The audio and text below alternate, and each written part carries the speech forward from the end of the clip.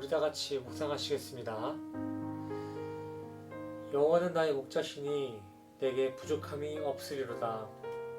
그가 나를 푸른 풀밭에 누이시며 쉴만한 물가로 인도하시도다.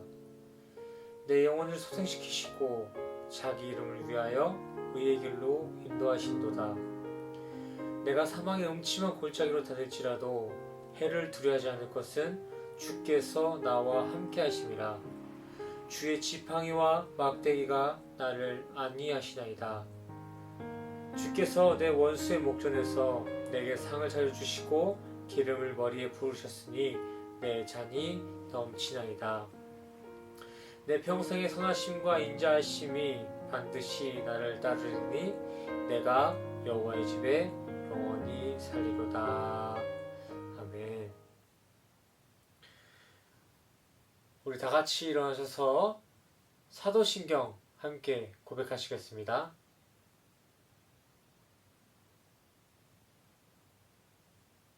함께 고백하시겠습니다.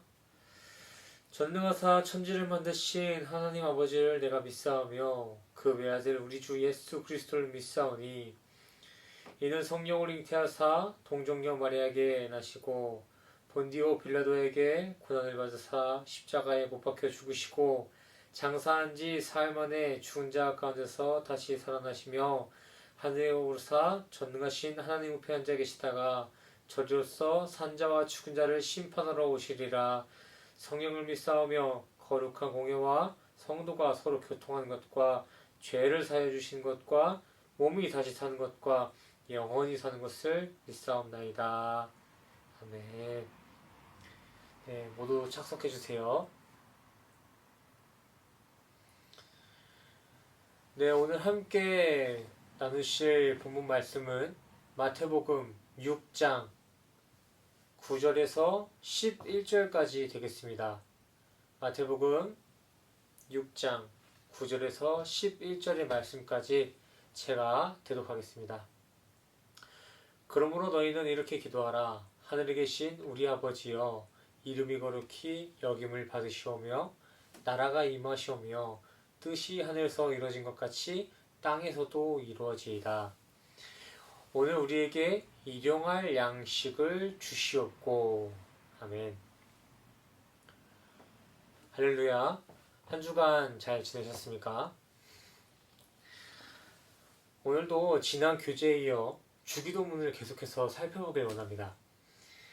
먼저 지난 시간 주제 하나님 나라에 대한 내용을 다시 한번 상기시켜보고 오늘 중심 구절 11절을 함께 다뤄보겠습니다. 지난 시간 본문 10절에 예수님께서는 나라의 이루어짐, 즉 하나님 나라 도래에 대한 기도를 가르쳐 주셨습니다. 여기에 우리는 성경이 말하고 있는 천국이 무엇을 의미하고 있는지를 정확하게 잘 정리해 놓을 필요가 있습니다. 헬라어 언어에서는 천국을 단순한 지역이나 지형적으로 국한되어진 땅의 개념이 아닌 바실레이아 톤 우라노스, 하늘들의 통치, 즉 하나님의 통치가 있는 곳, 그 자리가 천국이다 라고 의미를 두고 있었습니다. 본래 성경의 천국의 의미는 사람들이 일반적으로 이미지하고 있는 그 세상적인 유토피아, 금이 깔려있고 강건한 육체가 회복된 그 환상의 나라에 있지 아니하고 하나님의 주관으로 살아가는 삶, 하나님의 통치에 순종하는 삶에 그 천국의 진리가 담겨져 있다는 것입니다. 또한 이런 성경의 천국의 개념은 10절의 내용과 같이 묵시의 영역으로서 그 범위가 물리적인 시간 개념, 과거나 미래, 현재와 같이 특정 시대에만 제한되어지는 것이 아닙니다. 보통 천국을 일반적으로 죽은 뒤에만 가는 곳으로 이렇게 여겨지고 있는데 천국은 우리가 육을 벗는 그날, 먼 훗날 미래에만 국한되어지는 그러한 개념이 아니라는 것입니다. 성경이 말하는 천국은 이 땅, 이 코스모스 세상 질서에서 성도로서의 삶을 사는 그 동시에 시작되어집니다. 지금 이 자리에서도 하나님의 통치를 품어내며 천국이란 이런 것이구나 라고 하며 천국의 삶을 맛보고 그 완전한 영화를 소망하며 살아가는 그 삶, 그 시점부터 천국의 시작이 된다는 것입니다. 하나님과의 연합을 이룬 성도라면 이렇게 물리적인 시간 개념이나 가시적인 환경 변화를 초월해서 지금부터 이 자리에서 천국의 삶을 살아갈 수 있다는 것입니다. 예수님께서도 이러한 천국의 정확한 이해와 확신과 소망이 있으셨기 때문에 자신의 고된 그 시험 중에서도 그 고난 중에 있어서도 세상에 굴복되지 아니하시고 하나님 나라 그 천국의 복음만을 전도할 수 있으셨던 것입니다. 예수님께서는 성육신을 입으시고 이 땅을 살아가시면서도 바로 이 하나님의 통치와 주관하심을 확신하시고 소망하는 삶을 사셨기 때문에 십자가에서도 인간을 향한 그 긍휼을 흘리실 수 있었던 것이고 부활하신 그 직후에도 다른 일에 전념하지 아니하시고 오직 흔들림 없이 하나님 나라의 전도만을 열심을 내실 수 있었던 것입니다. 이렇게 천국은 현재로부터 실제적으로서 우리 삶에 운행되어지고 있으며 그와 동시에 우리 성도의 미래 가운데에서 완전케 되어질 묵시의 섭리입니다. 하나님과 연합되어 거룩히 분별되어진 우리 성도들에게도 이와 동일한 묵시의 섭리, 예수님이 품으셨던 그 천국의 소망이 동일하게 주어졌습니다. 우리 새생명교회 성도님들 모두가 이렇게 은혜로 주어진 천국의 소망을 우리 신앙 깊이 품어내셔서 주어진 범사 가운데 매일 하늘의 감사와 기쁨이 넘쳐나는 천국 시민의 삶을 사시는 우리 모두가 되기를 간절히 소원합니다. 자, 오늘은 주기도문의 네 번째 주제 11절 일용할 양식에 대한 교제를 함께 나눠보려고 합니다. 먼저 양식이라는 것은 우리 인간이 삶을 안위해가는데 빼놓을 수 없는 필수 요소 중 하나입니다. 그래서 한국에서는 이를 인간의 필수 3대 요소 의식주라고 부르죠. 필수라는 것은 말 그대로 선택이 아닌 절대적인 필요를 뜻하는 것입니다.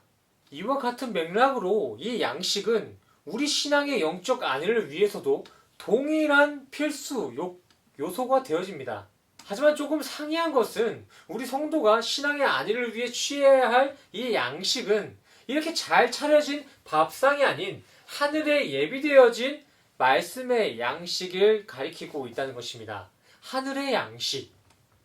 오늘 본문 주기도문에서 언급되어지고 있는 일용할 양식은 우리가 일상생활에서 필요로 하는 그 음식의 개념, 의식주에 묶여있지 않다라는 것입니다.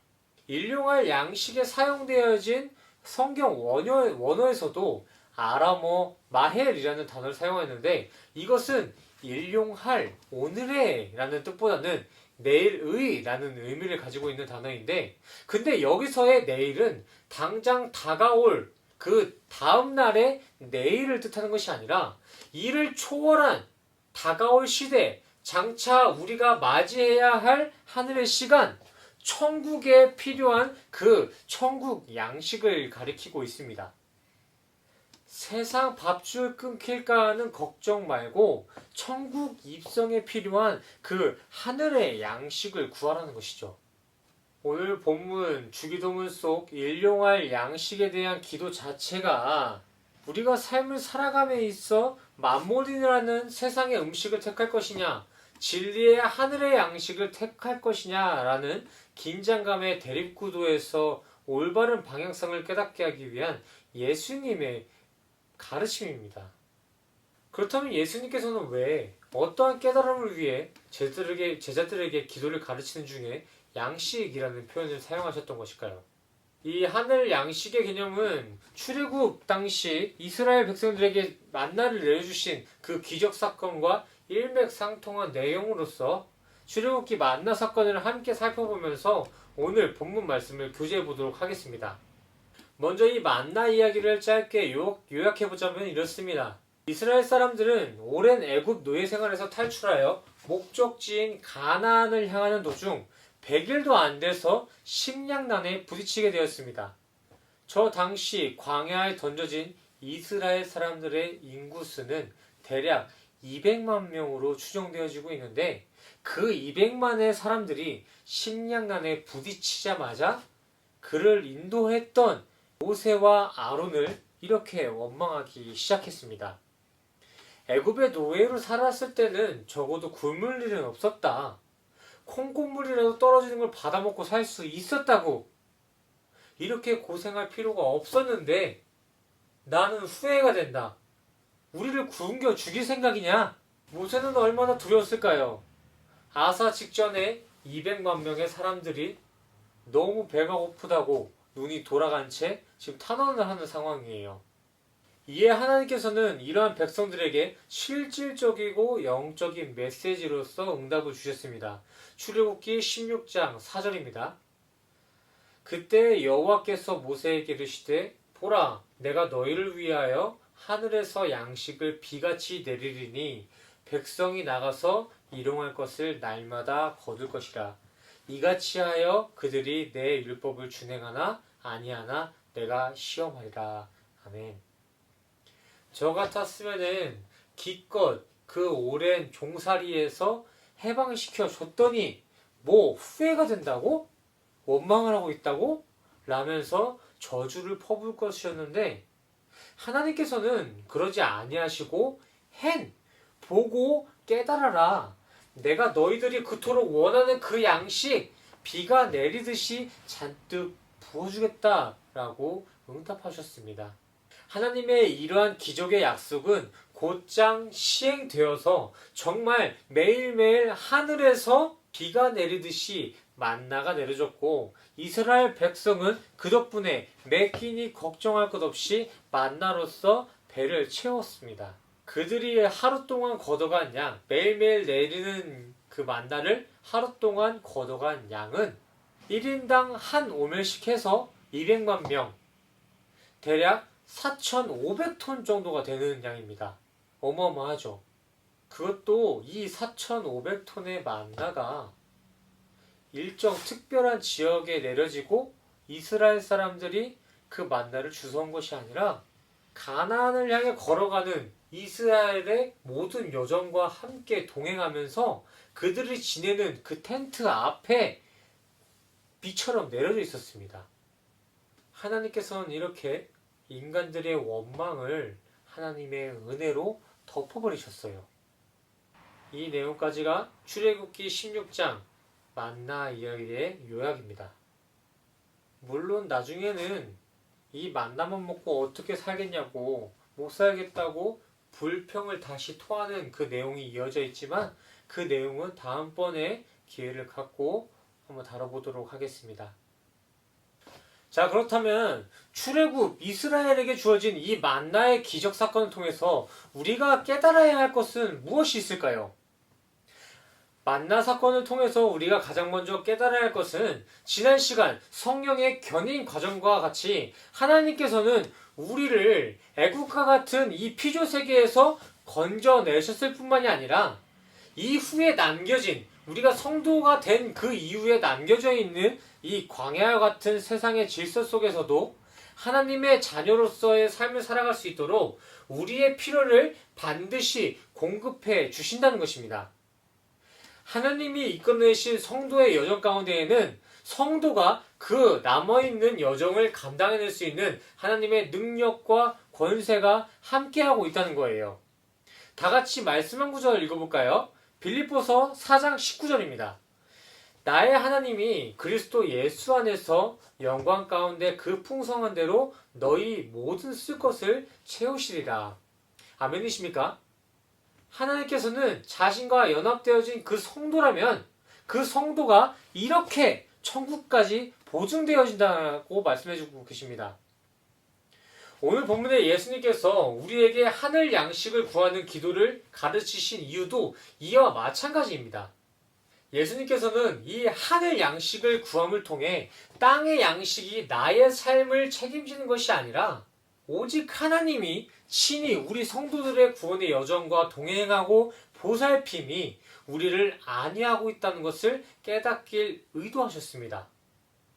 하지만 우리 인간에겐 의식주와 같은 세상의 요소들은 정말 필수라는 말이 무색하지 아니할 만큼 정말 중요하고 큰 역할을 하고 있습니다. 당장 먹지 못하고 자지 못하고 입지 못한다면 우리의 삶의 질은 바닥을 칠 거예요. 세상 물정 모르고 하늘만 바라보며 살아간다는 것은 지극히 현실성이 떨어져 보이기까지 합니다. 하지만 그럼에도 불구하고 우리가 하늘의 양식을 우리의 기도의 중심에 두어야 할 것은 요한복음 6장 27절에서와 같이 그러한 다른 세상의 양식들은 모두가 썩어져 없어질 것들이기 때문이에요. 우리가 그토록 노력해서 애써 저축한 돈들이나 열심히 관리해서 지켜낸 이 건강한 육체 또한 결국에는 썩어질 양식에 넘지 않다는 것입니다. 결국 사라질 것들 중 하나일 뿐이라고요. 그러기에 예수님께서는 그러한 세상의 것들에 대한 염려를 떨치라고 말씀하시며 팔다리를 달고 지옥에 가는 것보다 팔다리가 없이 천국에 가는 것이 우리의 진정한 유익이다 라고까지 말씀해 주셨습니다.